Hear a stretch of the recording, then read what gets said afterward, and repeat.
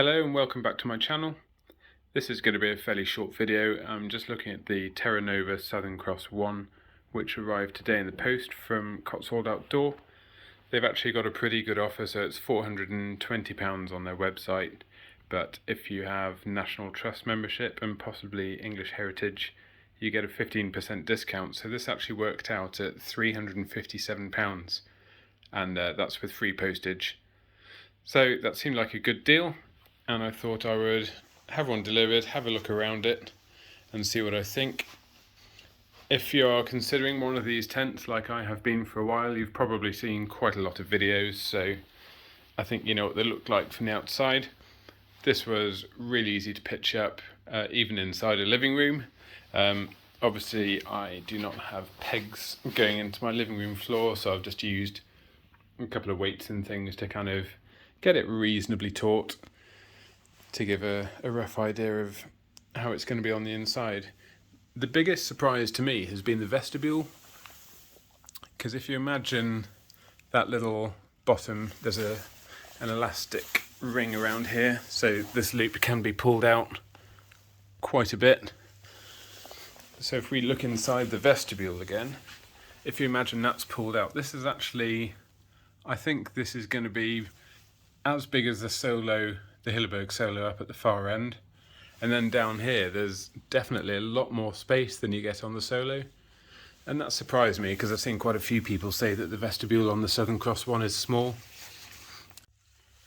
Moving to the inside of the tent now, this is my Thermarest NeoAir X-Therm mat. I've pushed it all the way down to the foot end as far as it'll comfortably go.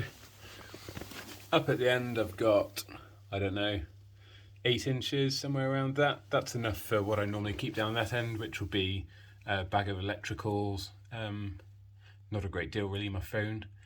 And over to this side there's a triangle of space, which I think is around about the same size as my Hilleberg Solo, so that's good enough for me.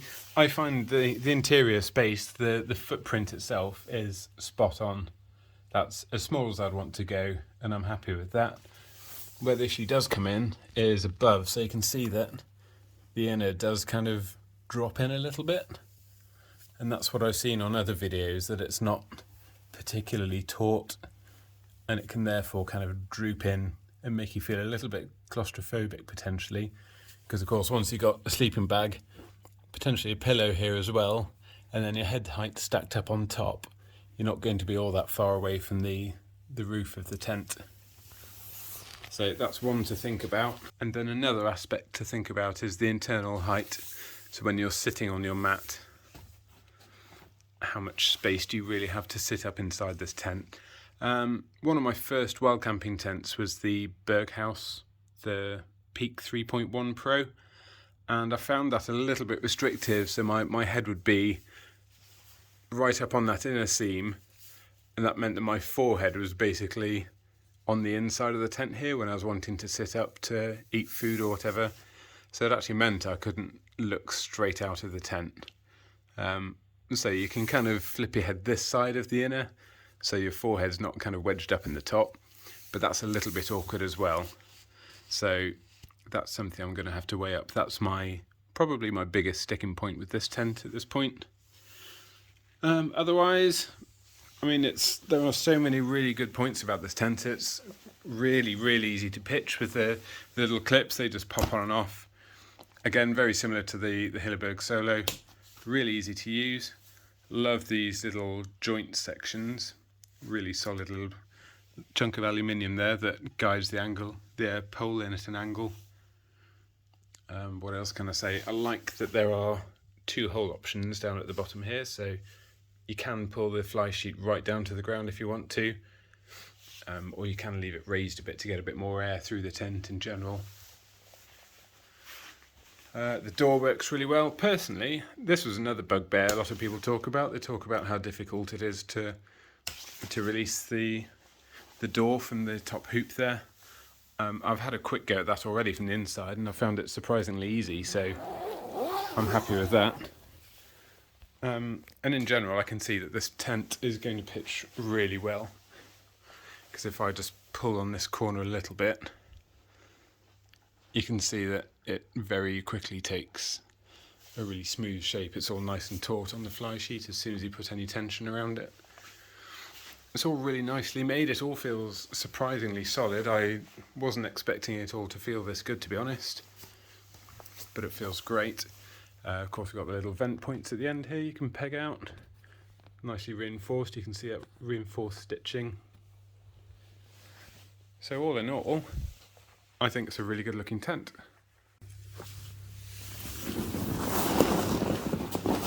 Hopefully from this angle you can see what I'm talking about with the tent inner. So if I sit up properly, you can see I'm raising the roof of the tent. So that forces you to sit in a sort of slightly hunched position all the time. So you can choose to lean out of the tent or sort of slouch down even more. I'm not sure I want to be doing that again because it can feel a bit claustrophobic's not the word, just a bit unnecessarily cramped. Again, you can see the inner here drops in just a little bit. If it were pulled taut like that, it might just feel a bit more roomy on the inside. So yeah, in terms of space on the inside, once I'm lying down, I've definitely got all the room I need. I haven't even zipped the door shut yet actually.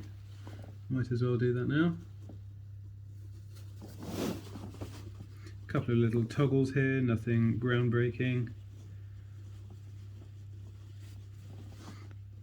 And then when this door's shut, it might maintain a bit more space on the inner.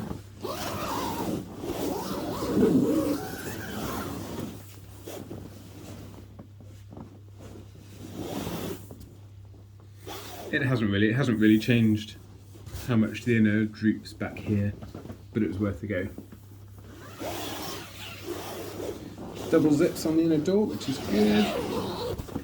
And now I'll just show you how I don't find it all that difficult to unclip the fly sheet, the outer. Just bring it down. He says, got it snagged. Bring it down and zip. I will just give a better demonstration of the door closing. So I'm inside the tent. You can just feel along for the first clip and then feel along for the second clip.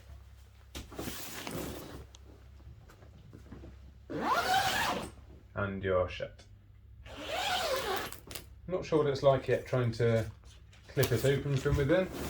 Is that difficult? Okay, turns out that's not difficult. We've got the second clip somewhere. I'm just doing this by feel at the minute. There's the second clip. Done. I've seen quite a lot of reviews on this tent now, and that seemed like a really awkward operation from the reviews I've seen. I've only just got this tent today, so this is I think that'll be the third time I've clipped the door up, and it seems fairly doable.